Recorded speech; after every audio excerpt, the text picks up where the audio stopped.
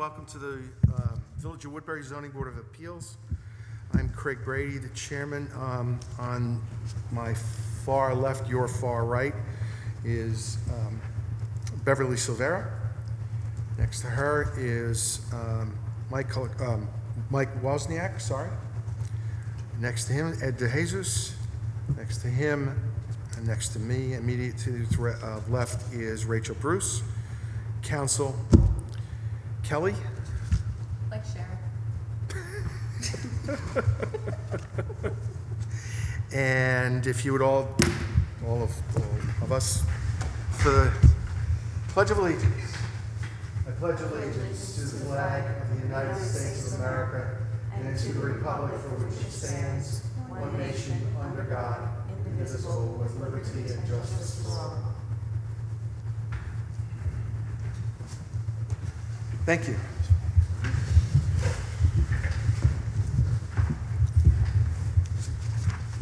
We have no executive session tonight. Has everyone had a chance to read the minutes from our last meeting? Yes, I'll make a motion to accept as written. Motion by Ed, second by Rachel. Any discussion? I'm going to abstain since I wasn't here. All in favor? In favor, aye. Any opposed? One abstention. Okay, thank you. Don't need that. We have no new business this evening. First, going forward, do we want to do the Kolakowski first, since the others aren't here? You can. We can move things switch up around. the agenda. All right, so I think we'll switch up the agenda so that, and do I have that correct, Kolakowski? So this is a continuation of a public hearing requesting variances for the construction of an impervious surface parking area. Whereas pursuant to section 310-7 of the Village Code, the maximum impervious surface coverage permitted is 35%, and the property currently exceeds 35%. And whereas pursuant to section 310-40A, 4 parking spaces are required, it is unclear how many are provided. And whereas pursuant to section 310-40E, no off-street parking shall be permitted within a required front yard in any district, and parking is proposed within the front yard. And whereas pursuant to section 310-42A, parking is required to be at least 10 feet away from the street, it is unclear how far the parking stalls are from the street. Said property is located in the HB zoning district at 528 Route 32 in Highland Mills, and is known in the Village of Woodbury tax maps as section 220, block 5, lot 20. Welcome. Use the microphone over here. Yeah, please, introduce yourself. My name is Richard Krogan.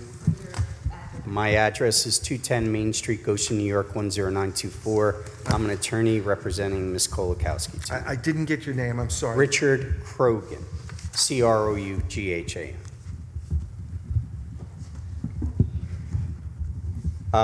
Just to clarify, in her application, I think part of it is a language barrier, so I don't think the application exactly represents what she's requesting. On the area variance, it says, will the granting of the variance produce an undesirable change in the character of the neighborhood or create a detriment to nearby properties? She had answered yes. I would like to change that to no. There is no street parking as permitted. She has a legal two-family with tenants in both. So she's trying to provide parking for the tenants. What was existing before she added a concrete pad was a gravel pad. So all she did was make the gravel concrete. But it was already existing as a parking area. Can the benefit you seek be achieved by some other feasible method other than the variance? Because of the lot coverage of 35%, she can't achieve the parking by any other means other than to add parking there. How substantial is the variance? Well, that we're unclear of. I guess we're going to have Jim Dillon, who did a prior survey, go out and determine how much of a variance we're actually seeking. I did go over to the property, and it's kind of close. There's substantial area in the backyard that is grass, and then you have the concrete pad in the front. Whether it's how much over that 35%, it's hard to determine. So we're going to have to do a little bit of work there. Number 4, will the granting of the variance have an adverse effect or impact on the physical or environmental conditions in the neighborhood or district? It did add an impervious substance, so there would be some runoff, but it already was a gravel hard path. So is it going to create more than what was existing? I don't believe so. Is the alleged difficulty self-created? Well, that's always kind of a tricky one. I would say no, it's not self-created because you have to have parking, and it is a legal two-family. So there's no off-street parking permitted there, and especially in front of hers. So you do have to have some type of parking. So I would say it's not self-created. I'd be happy to answer any questions that the board may have, or Ms. Kowalski, who's present, can answer. I'll open it up to the board. Any questions? The parking area now, what is there? Is there a garage, a drive-in garage? There is not. There's a shed in all the way back. I believe it's on the right-hand side. Then there's the driveway that you pull in, and then parking spots there. And on the left-hand side, it does go back a little bit to allow for a little parking behind the concrete pad. So you're maximizing the space, the entire land space? Well, the back is green. It's grass. So there's nothing back there. It's only in the front. And other properties over there, when I was walking back to my car, there's a Quick or Construction, I think it is. They have a driveway that goes back into a huge parking area. So we're certainly not like that. I provided some samples. You might want to state your name for the record. Yeah, my name is Monika Kolakowski. I'm the owner. I provided some samples of other properties, I believe 10 samples of properties that are totally paved or mostly paved. And a lot of them are in front. A lot of them have none grass whatsoever. And they are very close vicinity of 528 to 32. So I basically followed what was the character of the neighborhood.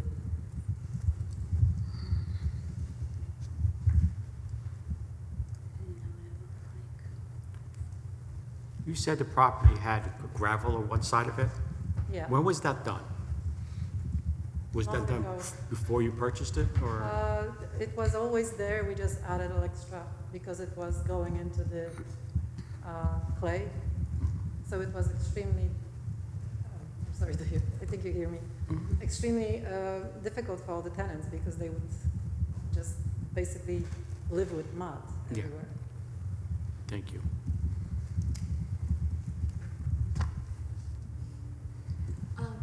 Prior to the full paving over of the driveway and what was technically the front yard, did the tenants have enough room to turn around? Because it's really very dangerous to back onto Route 32. No, we never went around the back of the house. Okay. Yeah. Yeah, the adults, there's no kids driving, so we had no issues so far. They're long-term tenants that have been there a while, and now their kids are driving. Yeah. So that created the extra need for parking. Precisely. The kids came in as 10, 12-year-olds, and they are now 16, 17, and they both. Are there any, just because you are, the property is located on a major thoroughfare is there any additional parking, public parking available None. in the area that? Not even in front of the building. Okay. The space is literally 2 feet away from the white lane. That actually was just painted. So there's no way I can even ask people to park in front of the house. Like, they can park, let's say, in front of the church, but after church, there is no parking Okay. in front of the building at all. Okay, no, gotcha, I understand, that immediately in front of the property, there was no parking, but I was just, there are a couple of, lots, some of which may be community lots, I'm not entirely sure, in the immediate area. I was just wondering if There's there's none. any other potential. None. Okay. Jay's Deli doesn't allow, people were towed from there. And then there's you, and the town hall, they don't allow public. There's none whatsoever. Okay. Correct me if I'm wrong, I'm just wondering, the lot behind, and I'm just wondering, just for context, the lot behind the library, I do believe is technically municipal parking, correct? But you can't leave your car there for more than 24 hours, I'm not sure. Okay. I know it's a little bit of a distance, I was just trying to get a context to see what else is available in the area. I understand the concern and the issue, I do, I was just wondering. Yeah. I mean, they do park, when they have guests over, I ask them not to park in front of the building because then the other tenants are inconvenienced. They do park at Jay's Deli, but that's only for the night. During the day, obviously, it's not desirable for anyone. Okay, thank you. So,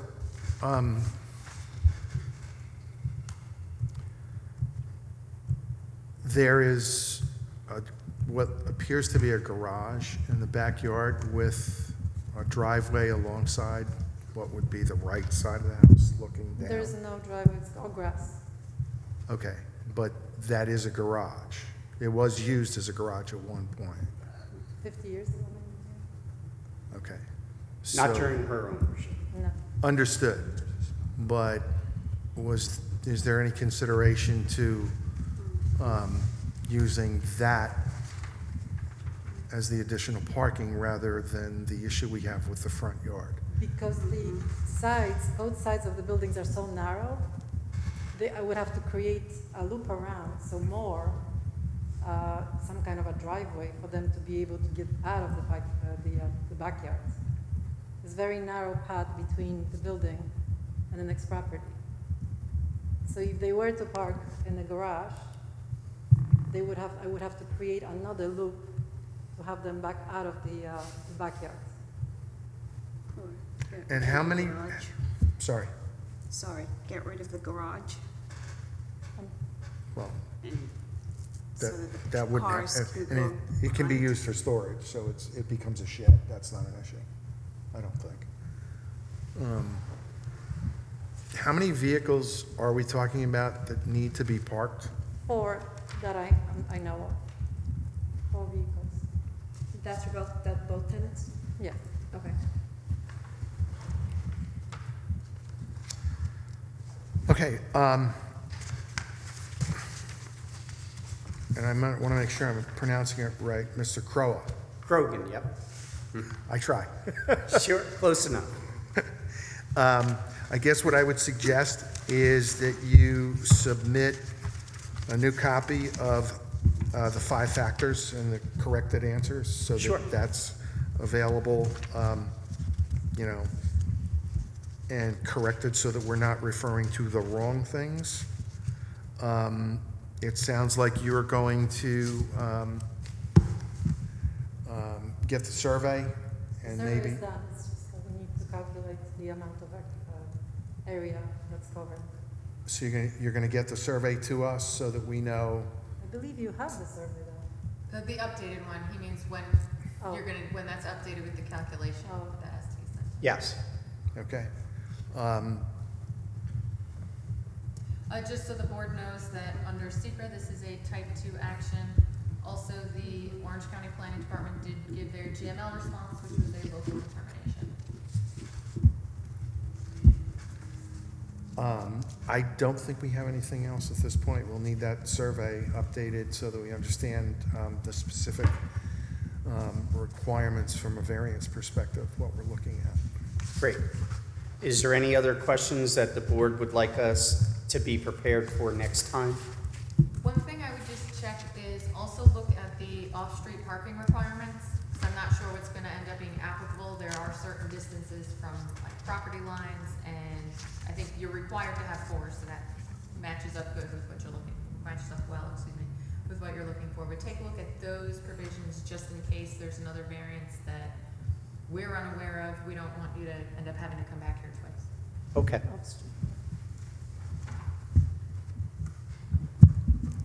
Okay, thank you very much for your time.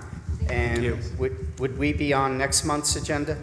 If you get that updated survey to us at least 10 days in advance of our next meeting, which is 13th of September. So we've got like 3 weeks. Yeah, Great. get it done. Thank you. Thank you. Guys, have a good evening. You too, thank you. Thanks. Okay. And now we're going to go to the other gentleman that's here. We're changing the agenda based on who's present. Yep, we need a motion. Oh, sorry. So moved. Second? Second by Michael. All, any discussion? All in favor? Aye. Aye. Thank you. Just for the minutes, that was to adjourn it to September 13th. Correct, thank you. Okay. And this Mr. Stein, Octus B2, correct? All right, good. This is an action on decisions, review the decision requesting a variance for the construction of an addition to an existing single-family dwelling, Unit B2, was pursuant to section, I lost my place, 310-43.2C. Non-conforming uses may be expanded by up to 10% of the floor area of the principal structure, subject to special permit and certain findings of the Zoning Board of Appeals. Said property is located in the R3A zoning district along Scunnamunk Road in Highland Mills and is known in the Village of Woodbury tax maps as Section 213, Block 1, Lot 1.11. And for the record, we have the Orange County Department of Public Works, 239, declaring that this is local determination. And the decision. So, let's see, after, and I'm not going to read the entire decision, I don't think I need to do that, right? Right. After a page or so of facts and findings, Village Code 310-43-2B1 provides that the nonconforming use of buildings or land lawfully existing on July 11, 1990, et cetera, Village Code 43.2, board may issue a special permit for the expansion of a nonconforming use of a building by up to 10%, as long as it provided that it finds that said expansion of the use is not detrimental to surrounding properties or to the health, safety, and general welfare of the immediate neighborhood, and 2, no need for an expansion of off-street parking or additional traffic generation will occur in a residential district as a result of the expanded use. What else do I need to read? Anything? No. The board found that, let's see. The board concluded that the addition is extremely small and would enhance the existing home, and that the proposed additional square footage raised no adverse environmental impacts. The board thus determined the expansion is not detrimental to surrounding properties or the health, safety, or general welfare of the neighborhood. As to the second element, the board determined that there would be no need for an expansion of off-street parking.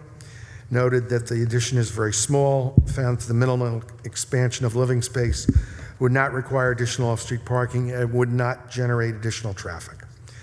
The board further found that the proposed addition of 127 square feet to the existing 1,277 square foot dwelling as presented in the application is an increase of 10%, which complies with the requirement in Village Code that the expansion of a nonconforming use by special permit not exceed 10% of the floor area of the principal structure.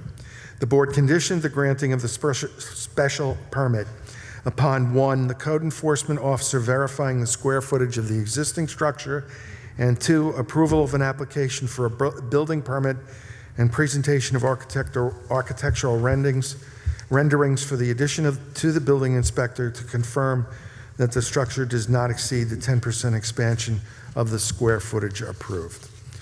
The conclusion is a consequence of the board's discussions. The Zoning Board of Appeals hereby grants the applicant's request for a special permit to enlarge the nonconforming use of land as a seasonal dwelling, as stated and described herein, subject to the conditions set forth above, which shall include the submission of a properly executed owner's authorization endorsement.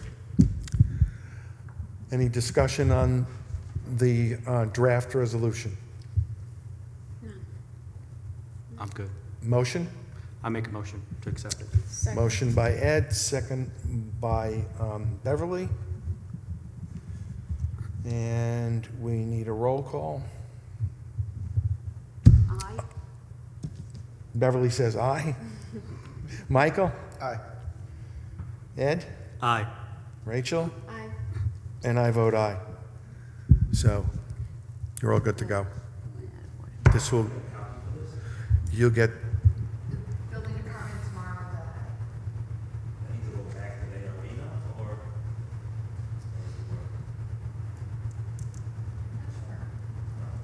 I'll be in touch with the department. yeah. All right, thank you very much. Sorry, my- Thank you. Have a nice evening. Thank you. Thank you, take care. Thank you.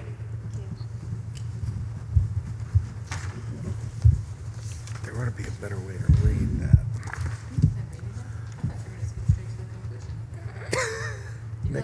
Next time, poke me. No, I didn't really. Okay, the next and last one is the action on Sue Front, who is not present, but we act anyway. Pretty much granted. So for the record, this is to review the decision for a temporary special permit for the use of a portion of the existing dwelling as a dwelling unit for additional family members, whereas pursuant to Section 310-35, a temporary special permit may be granted by the Zoning Board of Appeals for an additional dwelling unit for the use of family members in accordance with certain requirements. Said property is located in the R3A zoning district at 1155 State Route 32 in Highland Mills and is known on the Village of Woodbury tax maps as Section 201, Block 1, Lot 26.22. And after several pages of facts and findings, as a consequence of the board's discussions, the Zoning Board of Appeals hereby grants the applicant's request for a temporary special permit for an additional dwelling unit for the use of family members pursuant to Village Code 310-35, as stated and described herein, subject to the following conditions. 1, the additional unit may only be used for up to 2 additional persons directly related to the owners of the principal dwelling unit. 2, in the event the property is either sold or the additional dwelling unit is vacated, the permit will become null and void. The property shall be restored to its original single-family status, and permanent cooking facilities, i.e. stove and kitchen facilities, shall be removed. 3, the applicant's property owners shall provide to the Zoning Board of Appeals names of all persons who intend to occupy the additional unit. The homeowner and intended occupant shall sign the special permit upon its approval by the ZBA. And 4, all facilities are subject to an annual inspection by the building department. That's not appropriate. If the building permit is not necessary, no, forget it. Not necessary, no building. It's valid for 180 days. Right. They'll just go get it at CC or CFO. So, any discussion on this decision? Motion? I'll make it. Second. Ed and Rachel? And roll call? Beverly? Miller, aye. Michael? Aye. Ed? Aye. Rachel? Aye. And I vote aye. And that is concluded. And let's see, with no further business to conduct, Wade, I'm sorry. To adjourn. Good point. Where is that? There it is. So Woodbury Townhouses sent a letter requesting continuation until October. So can I have a motion to continue that to October? Motion. By Rachel, Second. second by Ed. Any discussion? October 11th. October 11th, thank you. No discussion, all in favor? Aye. Aye. Nobody opposed. So now, with no further business to conduct, I will request a motion for adjournment. I'll make the motion to adjourn. Second. Sorry, I had two first, so I had Beverly and Michael with the second. Any discussion? All in favor? Aye. Aye. Motion accepted.